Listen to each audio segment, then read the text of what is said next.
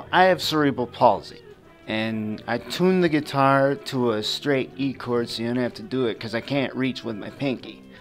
So I use my thumb to play the bar chords, and then when I want to augment something or suspend it, I will adapt my fingers accordingly. But a lot of times I like to switch off from like a regular finger. I can just finger it back to the thumb and then do the leads with my fingers over the top of the fretboard. Figuring out the chords themselves is not difficult. It's getting my fingers to reach the frets.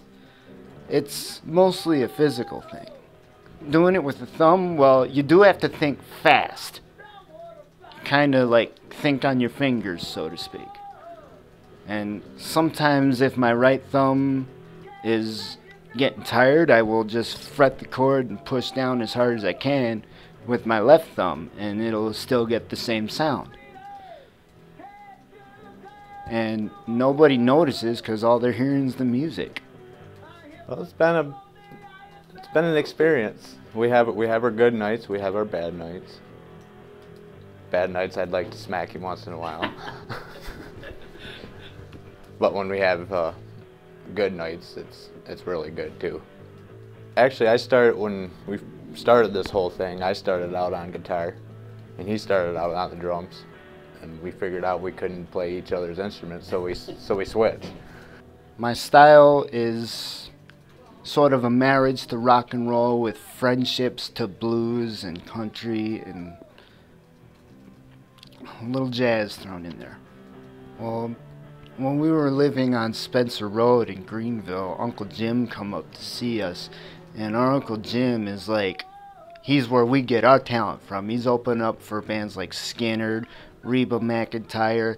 He's even sold songs to Whitney Houston and made cuts off of that. He's played with Ted Nugent, and he's auditioned for Atlanta Rhythm Section, and I think he's even played with them a few times, but he's where we get our talent.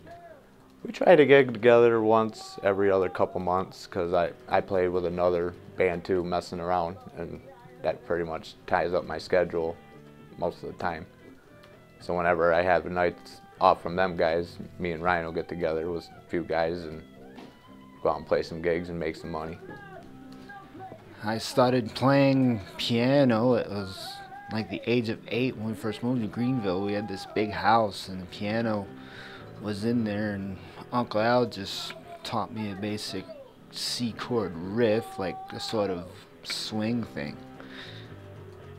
Yeah.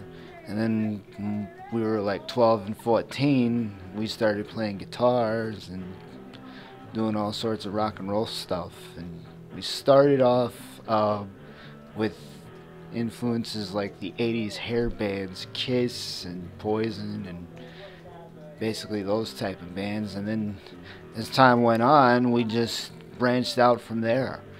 It's been alright. Logistically, it takes some assistance, but by and large, it's what's between the ears that books you the gig.